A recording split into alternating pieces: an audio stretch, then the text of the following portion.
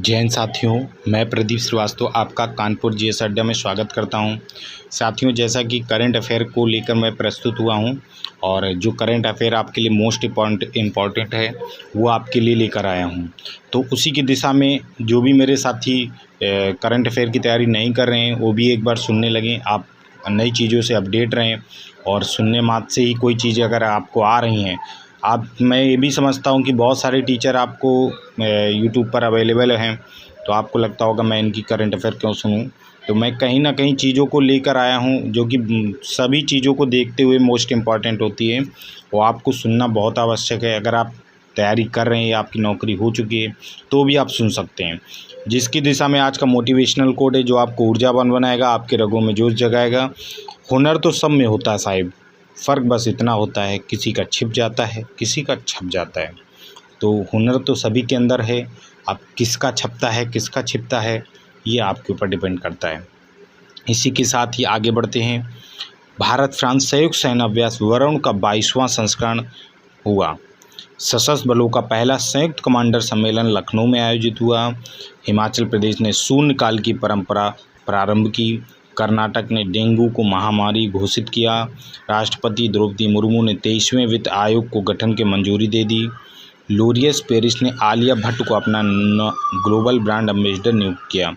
ये कल की सुर्खियां थी जिनको फिर से रिवाइज कर लेते हैं। हाल ही में विश्व बैंक ने वित्त पोषित 2025 के लिए भारत की विकास दर का 8% पूर्वानुमान व्यक्त किया है। इसमें बताना कौन सा सही है। और विश्व बैंक का एक बहुपक्षीय विकास संस्थान है जिसकी स्थापना जुलाई 1944 में अंतर्राष्ट्रीय मुद्रा कोष के साथ हुई थी। तो इसमें ये बताना है कौन सा कथन सही नहीं है। तो पहला कथन सही नहीं है, केवल फर्स्ट, क्योंकि इसमें 8% नहीं 7% हुआ। कितना परसेंट? 7% किया गया है। तो इसी के साथ पहला इसमें कथन कौन सा सही नहीं, तो केवल एक सही नहीं है, तो कथन 2 सही है। और इसी के साथ ही वित्त बैंक ने 2025 के भारत की विकास दर का पूर्वी जो अनुमानित अनुमान है वो लगाया है 6.5 से बढ़ाकर 7% कर दिया है। नोट, भारत दुनिया का सबसे तेज़ी से बढ़ती प्रमुख अर्थव्यवस्था बना रहेगा। उम्मीद है कि 2025, 26, 27 भारत की अर्थव्यवस्था 6.7% की दर से बढ़ेगी। ये 25, 26 की और 26, 27 की बात कर रहे हैं। कुछ एजेंसियों को मैंने आपको बताया था किसकी कितनी प्रतिशत दर रही है। नेक्स्ट क्वेश्चन है, हाल ही में मलेशिया में आयोजित तुआंगू मोहरिज स्क्वैश ट्रॉफी 2024 में अभय सिंह ने एकल खिताब जीता। 1992 में IPSA का नाम बदलकर वर्ल्ड स्क्वैश फेडरेशन WSF रख कर दिया गया था। इसमें बताना कौन सा कथन सही है, तो ये दोनों कथन सही है। इसका माइंड मैप देख लेते हैं। तुआंगू मोहरिज स्क्वैश ट्रॉफी 2024 विजेता रहा पुरुष अभय सिंह, वो विजेता रहा लाओ क्वान, चीन के हैं। राशि कितनी रही? $15,000। गलती से मैंने आपको पिछली बार 1,20,00,000 बता दिया था, ये लगभग 12 लाख होगा। 12 लाख इसकी राशि होगी। आयोजन स्थल सेरम्बन मलेशिया में। महिला एकल का खिताब एरा अजामन ने जीता। मलेशिया के भी हैं एरा अजामन। और एशियाई स्क्वैश डबल चैंपियनशिप खिताब इन्होंने भी जीता है। स्क्वैश प्रोफेशनल स्क्वैश एसोसिएशन की स्थापना कब हुई थी? 1974 में, कभी भी पूछ सकता है। 1974 में इसकी स्थापना हुई। 1993 में प्रोफेशनल स्क्वैश एसोसिएशन फिर से इसको कर दिया गया। इसी के साथ ही नेक्स्ट क्वेश्चन है, भारत और यूनेस्को द्वारा मुख्य वैज्ञानिक सलाहकार गोलमेज सम्मेलन का आयोजन पेरिस में किया गया, जो कि बिल्कुल सही है। गोलमेज सम्मेलन का उद्देश्य वैश्विक विज्ञान क्षमता को मजबूत करना, खुले विज्ञान को बढ़ावा देना और दुनिया भर में ज्ञान के अंतर को पाटना है। इसमें बताना कौन सा कथन सही है, तो कथन C नंबर होगा इसका। 1, 2 दोनों सही है। भारत और यूनेस्को मुख्य विज्ञान सलाहकार गोलमेज सम्मेलन का आयोजन करा। कहाँ हुआ? पेरिस में। यूनेस्को का मुख्यालय भी कहाँ है?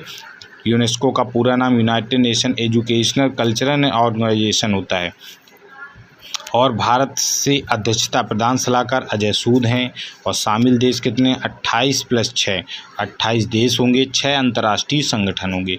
वैश्विक विज्ञान सलाह क्षमता को मजबूत करना है इसका उद्देश्य। हाल ही में नरेंद्र मोदी जी ने अपने प्रधानमंत्री नरेंद्र मोदी ने किस देश की यात्रा करने वाले पहले प्रधानमंत्री बन गए हैं? Chile, Laos, Brunei. ये किसके बने हैं? ब्रुनोई के। ब्रुनोई की पूरी जनसंख्या कितनी है?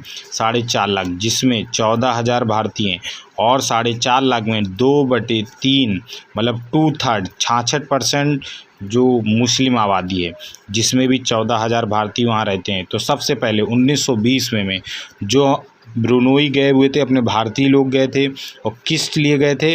वहाँ पर तेल की खोज के लिए गए हुए थे।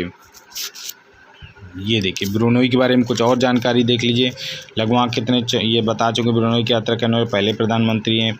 उन्होंने एक ये मस्जिद का भी दौरा, सैफुद्दीन मस्जिद का, किसका? अली सैफुद्दीन मस्जिद का भी दौरा किया है और वह उच्चायोग में एक नए परिसर का भी उद्घाटन किया हुआ है।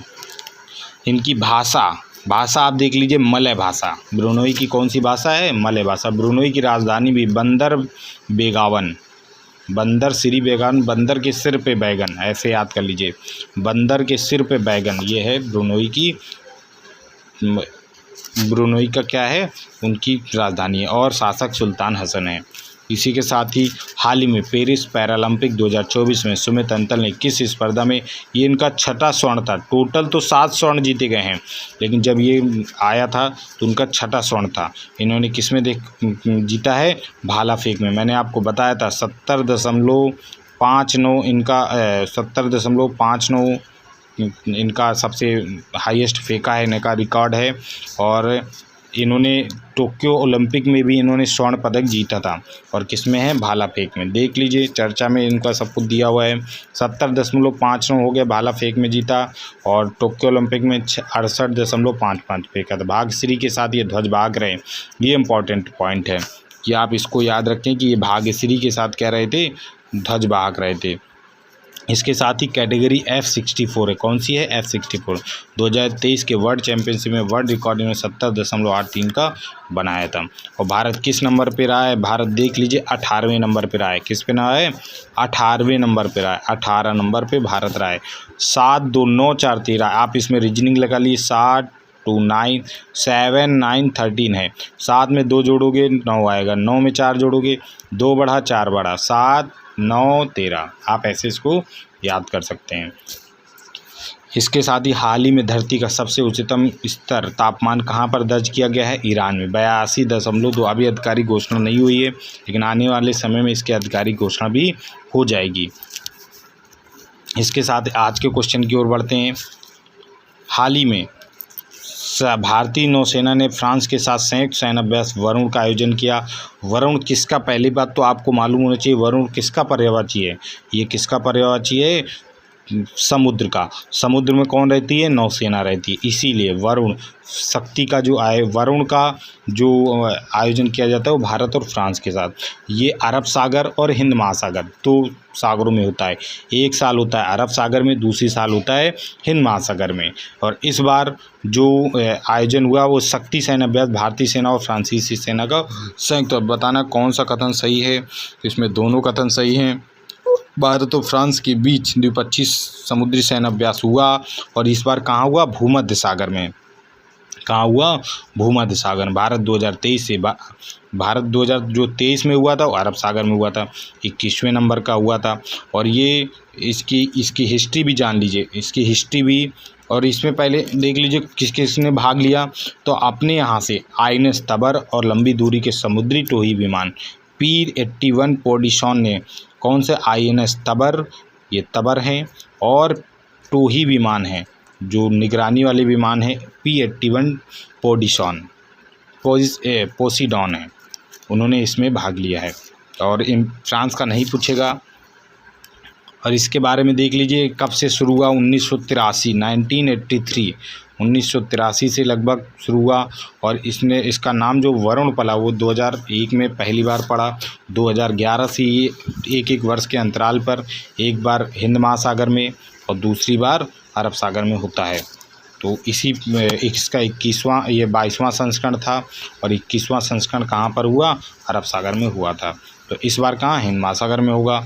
इसी के साथ गरुड़, गरुड़ क्या होता है, नभ में उड़ता है। गरुड़ कहाँ होता है, नभ में उड़ता है, मतलब हवा में उड़ता है। तो हवा में कौन उड़ती है, वायुसेना उड़ती है। तो गरुड़ आएगा तो आपको वायुसेना के साथ लगाना है।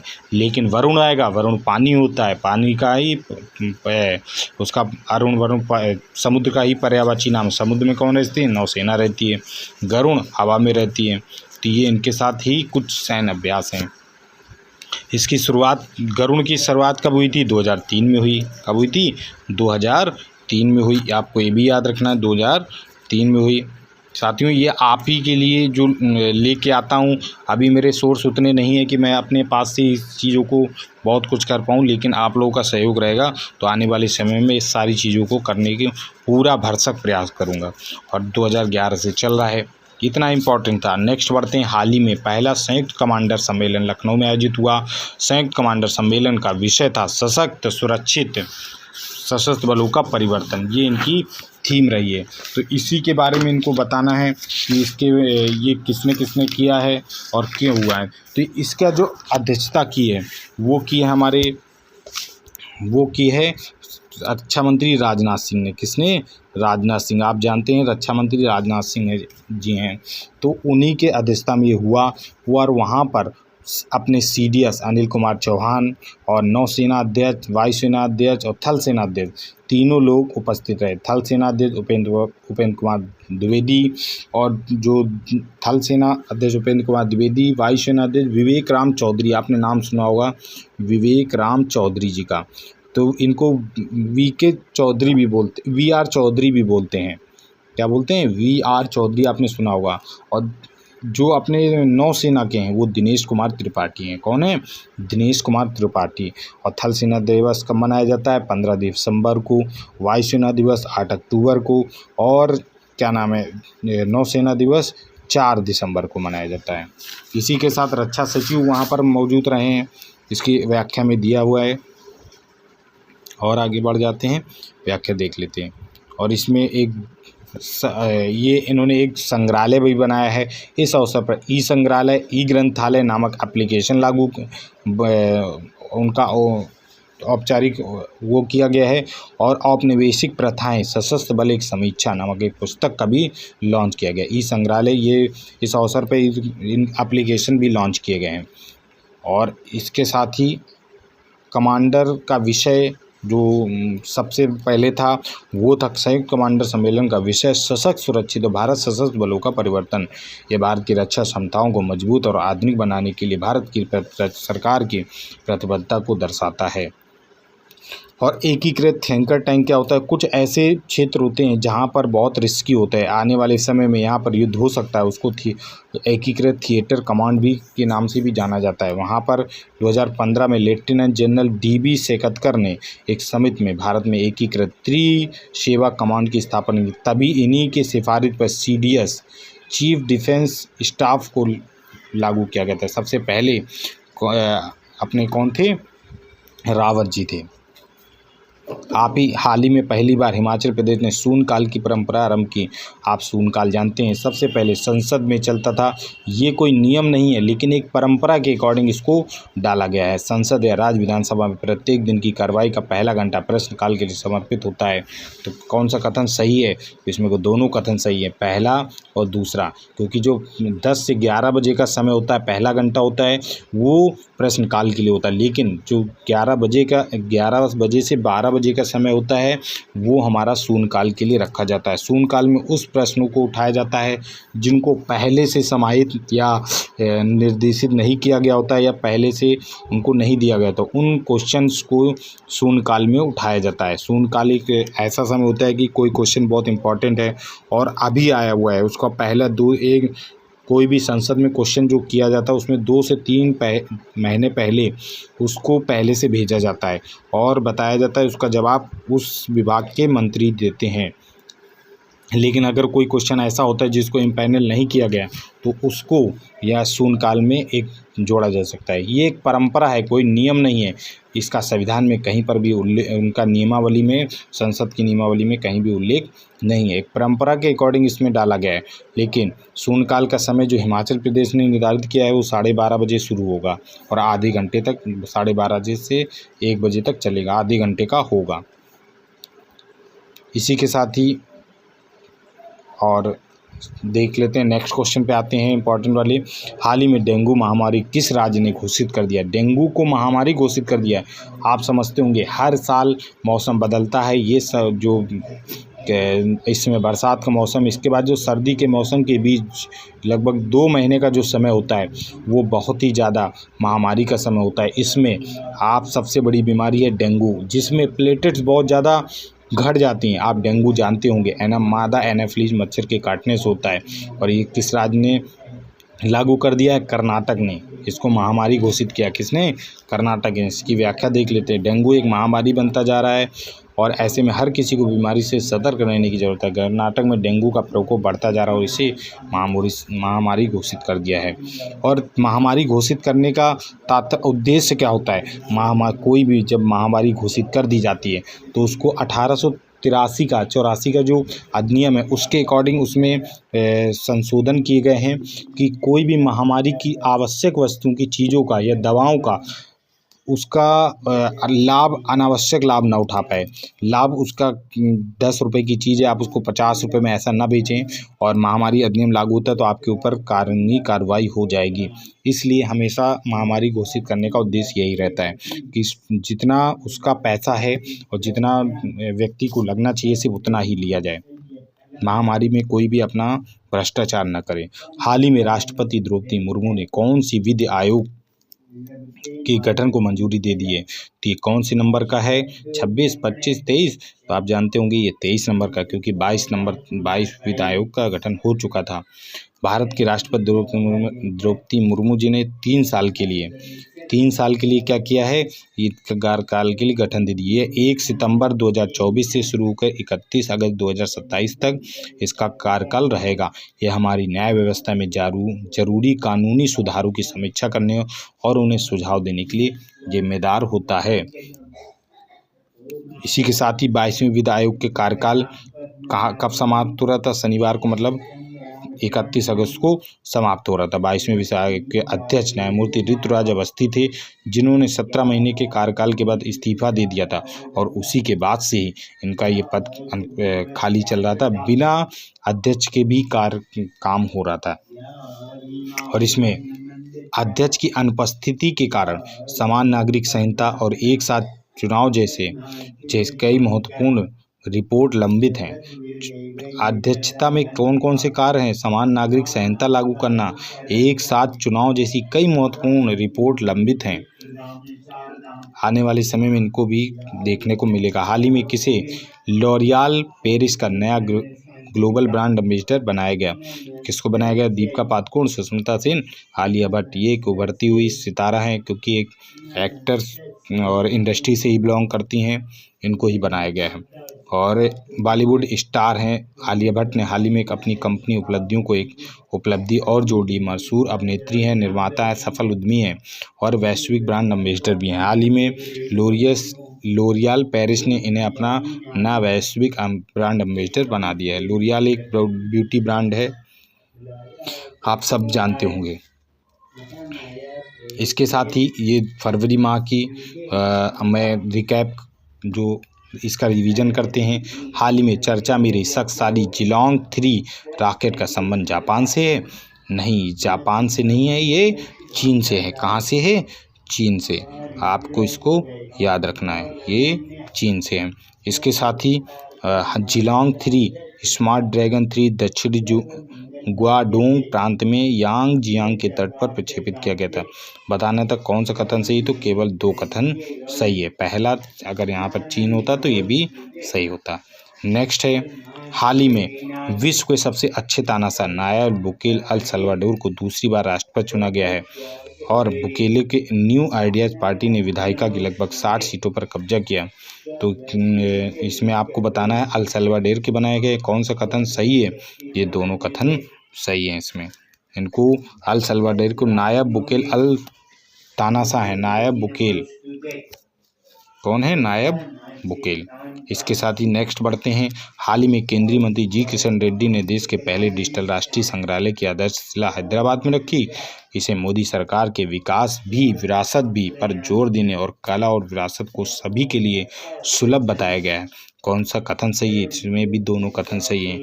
ये हैदराबाद में इसकी आधारशिला कहाँ रखी गई है? हैदराबाद में। किसने रखा है? जी किशन रेड्डी ने राष्ट्रीय संग्रहालय की। इसी में साथ ही सीमा सड़क संगठन, जिसको आप बीआरओ के नाम से जानते हैं, बीआरओ की स्थापना कब हुई थी? 1960 में। सीमा सड़क संगठन ने किस अंतर्राष्ट्रीय सीमा पर बाड़ लगाने की परियोजना प्रारंभ की है? तो ये किसमें? भारत और म्यांमार के बीच। भारत और म्यांमार के बीच। आप इसका कथन ये सही है। नेक्स्ट है, हाल ही में भारतीय सेना के मोबाइल ब्रिज सिस्टम सर्वत्र किसने लॉन्च किया? इसरो, डीआरडीओ, मेल। तो ये किसने लॉन्च किया है? डीआरडीओ ने किया है। डीआरडीओ की स्थापना कब हुई थी? 1960 में हुई थी और इसरो की स्थापना 1969 में हुई थी। इसी के साथ ही नेक्स्ट क्वेश्चन, हाल ही में न्यूरोलॉजिकल विकार से पीड़ित मनुष्य के दिमाग में पहली बार चिप लगाने वाला न्यूरोलिंक कंपनी का संबंध किससे है? पेट लेंसर, बिल गेट्स, एलन मस्क। ये एलन मस्क हैं। कौन है? एलन मस्क हैं। टेस्ला की कंपनी के संस्थापक भी हैं। देश का पहला तांबे से बना राष्ट्रपिता महात्मा गांधी को समर्पित बापू टावर कहाँ स्थापित किया गया है? ये पटना में। बापू टावर कहाँ बनाया गया है? पटना में। आप लोग याद रख लीजिए, क्वेश्चन आ भी सकते हैं, बहुत जरूर इंपॉर्टेंट है, आएंगे ही किसी न किसी को आपको इसमें देखने को मिलेगा। लोकसभा में पारित सार्वजनिक परीक्षा अनुचित साधनों की रोकथाम के लिए बहुत इंपॉर्टेंट है, किसी न किसी क्वेश्चन एग्जाम में जरूर आएगा। मोस्ट इम्पॉर्टेंट क्वेश्चन है। और इसमें कितने रुपए का जुर्माने का प्रावधान किया गया है? इसमें 1 करोड़ रुपए। कितना? 1 करोड़ रुपए का प्रावधान किया गया है। हाल ही में एतिहाद एयरवेज किस आईपीएल टीम का आधिकारिक प्रायोजक बना? Chennai super Kings, Delhi capital, Mumbai Indians. ये है चेन्नई सुपर किंग्स का बना है। याद रखिएगा कौन सा? एतिहाद। हाल ही में बांग्लादेश में आयोजित सैफ अंडर 19 महिला फुटबॉल चैंपियनशिप की विजेता टीम कौन सी रही? बांग्लादेश और नेपाल उपविजेता रही नेपाल। तो इसमें इसका आंसर डी होगा।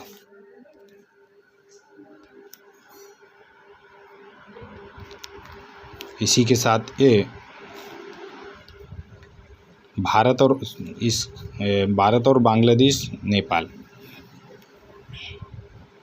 बांग्लादेश से नेपाल को। इसी के साथ ही कुछ इम्पोर्टेंट आपको ब्रांड एम्बेसडर हैं, आपको कहिए तो रिवाइज करा दूं। MGPT का किसको बनाया गया? शिखर धवन को। पूमा इंडिया के बाउंड कौन बनाए गए? रियान पराग और नीतीश रेड्डी। ये हम आपको अलग से भी करा चुके हैं, ठीक है। आप चाहें तो आप इसको रोक कर एक बार पढ़ना चाहें तो पढ़ लीजिए। इसी के साथ आज की करंट अफेयर हमारी समाप्त होती है। फिर साथियों कल मिलते हैं नेक्स्ट अपडेट में और नई करंट अफेयर जो कि इम्पॉर्टेंट होगी। मेरे पास डेली चीज़ें आ जाती हैं, फिर भी मैं कलेक्शन करके ही उस चीज़ों को लाता हूँ जो सबसे ज़्यादा इम्पॉर्टेंट है। तो फिर मिलते हैं नेक्स्ट वीडियो में। और वीडियो अच्छा लगे तो लाइक ज़रूर कर दिया करिए और अपने दोस्तों के साथ शेयर भी कर दें। आप चैनल पर नए हो तो चैनल को सब्सक्राइब जरूर कर लें। जय हिंद साथियों।